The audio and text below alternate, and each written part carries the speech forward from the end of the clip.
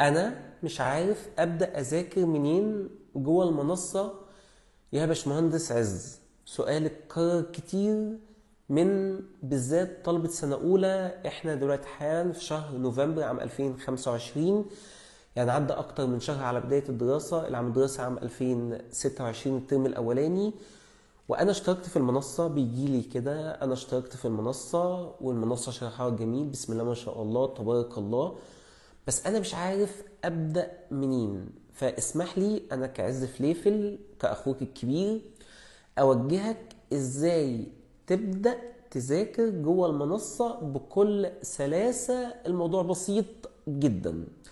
أول حاجة أنت هتسأل نفسك سؤال: أنا هذاكر إيه النهاردة؟ أنا هختار كتاب كده، دي كتاب الجغرافيا الإقليمية. طبعا على أيام احنا كانت الكتب إيه؟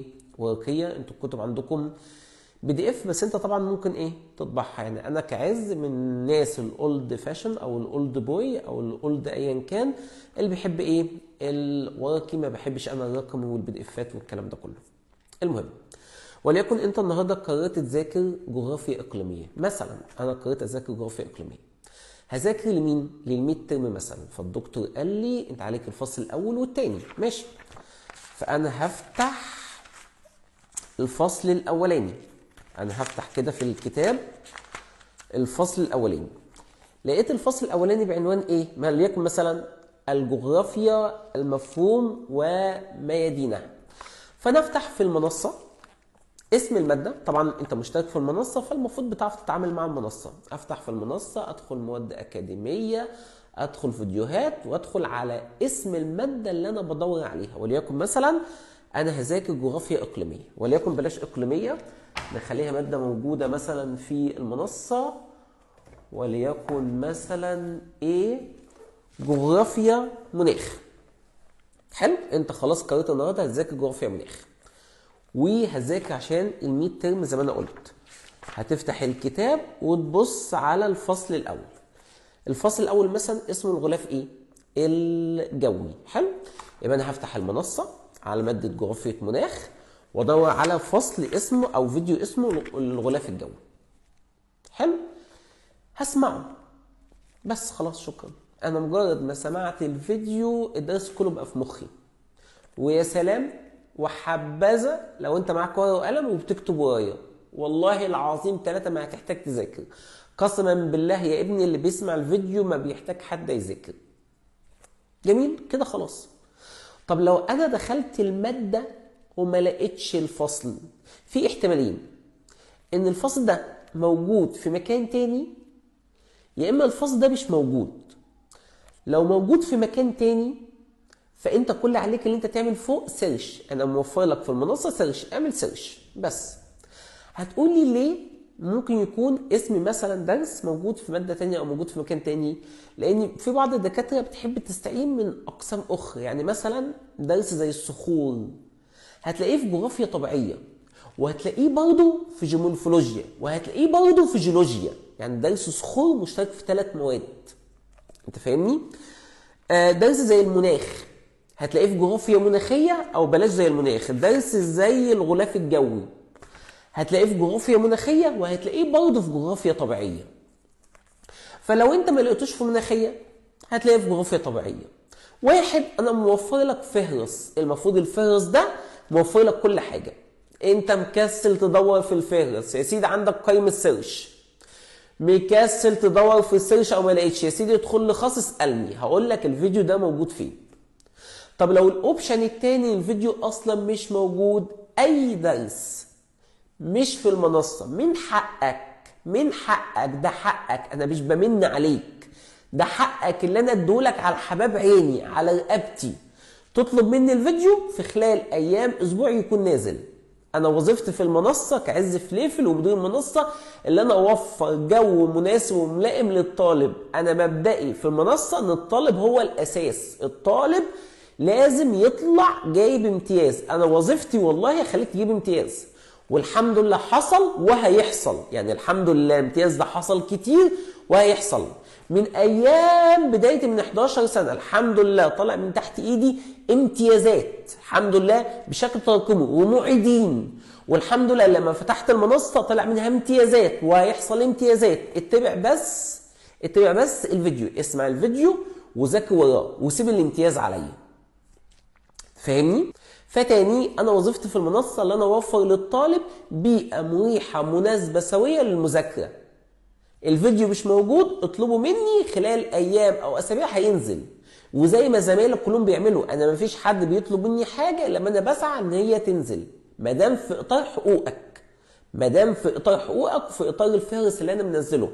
يعني انا قايل ان انا هشرح الترم ده 46 ماده، فما دام موادك في المواد دي انا هنزلها لك. انت فاهمني؟ فانت كطالب كل اللي عليك تكون عارف اسم الماده واسم الفصل اللي هتذاكره، وتدخل منصه تسمعه. بس لقيته الحمد لله، ما لقيتوش عندك فهرس، عندك سيرش، عندك عز، مش موجود خالص، هينزل لك مخصوص لاجلك. نقطتين اخرى. النقطه الاولى ودي جات لي كتير جدا، ان مثلا طالب يقول لي شرح اللي انت شرحته ازيد شويه الموجود في الكتاب عندي، او اقل شويه من الكتاب الموجود عندي. بص يا صديقي، انا وظيفتي في المنصه اللي انا اطلعك من الدرس فاهم الدرس، وحرفيا الطلبه بتطلع تقول لي يعني ربنا يبارك لك فاهمين الدرس. طب لو الكتاب اللي معاك مثلا مزود حته، طب ما تزودها. منقص حته، طب ما تنقصها. انا مطلعك من المنصه مثلا مجمع 80 ل 90، مش عاوز اقول لك 95% من الدرس. انت فاهمني؟ فلو الكتاب بتاعك مزود نقاط او مقلل نقاط، زودها او نقصها. طب لو في شق كبير انا ما شرحتوش، لا اطلبه مني هينزل لك مخصوص، حقك. النقطة الثانية اللي ممكن برضه طالب يسألني فيها، يقول لي طب يا باشمهندس عز انا ما معيش الكتاب، ما اشتريتش الكتب او ما معيش الكتاب. يا سيدي شوف صديق ليك معاك الكتب وخدها منه.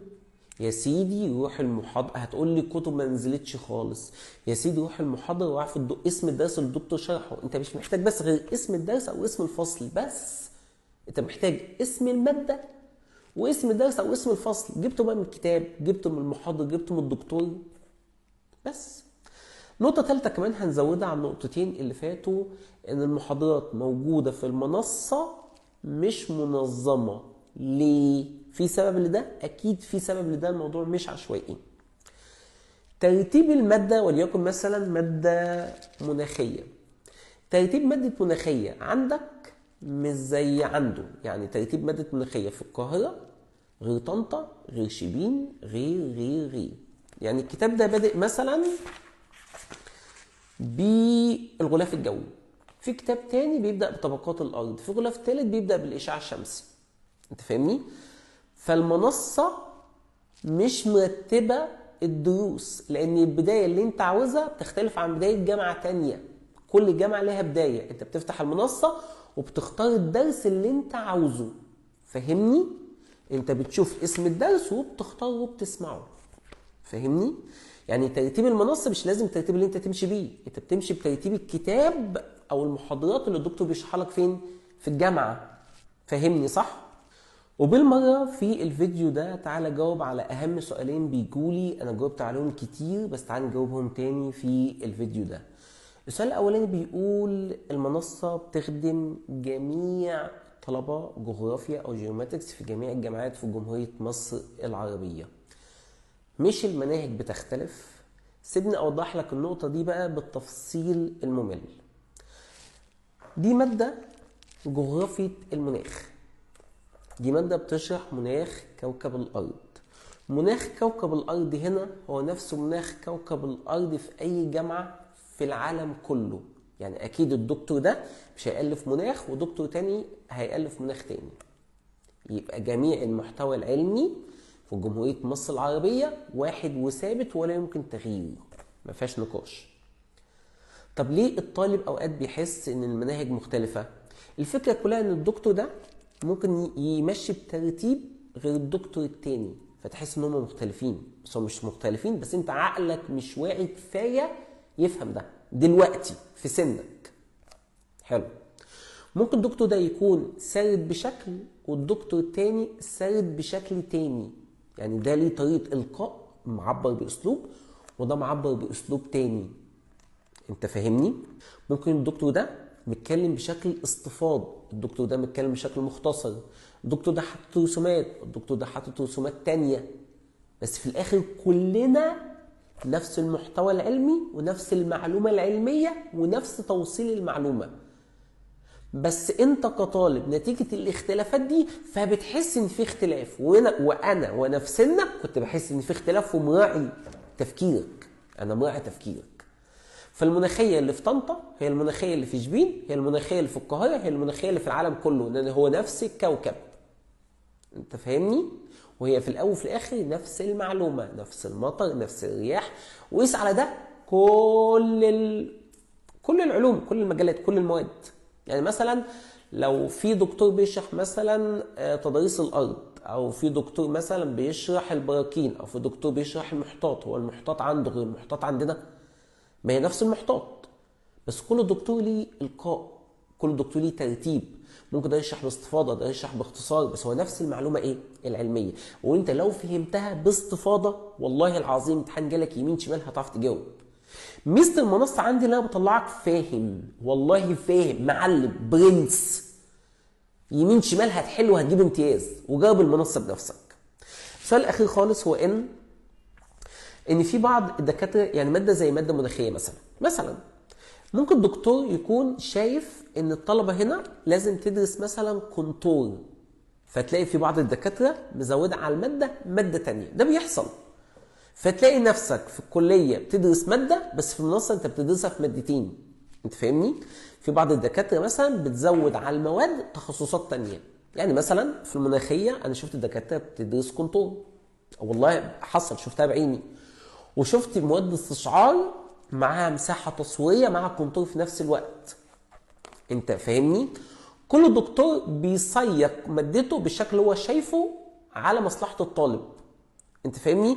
وده مش تناقض ما بينك وما بين جامعه تانية، ما بين جامعه ثالثه، وما بين المنصه. انت لو فهمت الفكره هترتاح ان كل المحتوى العلمي واحد. المنصه موفره لك المحتوى العلمي، ما عليك تعرف اسم الماده، اسم الدرس، وتدخل تسمعه. سمعته وعندك فوق سيرش وعندك عز فليفل، سمعته اعتبر ان الماده في جيبك واعتبر الامتياز في جيبك، وانا مسؤول عن كلامي. دي منصه الزتونه، وانا باشمهندس عز فليفل. اتمنى اكون فدتك.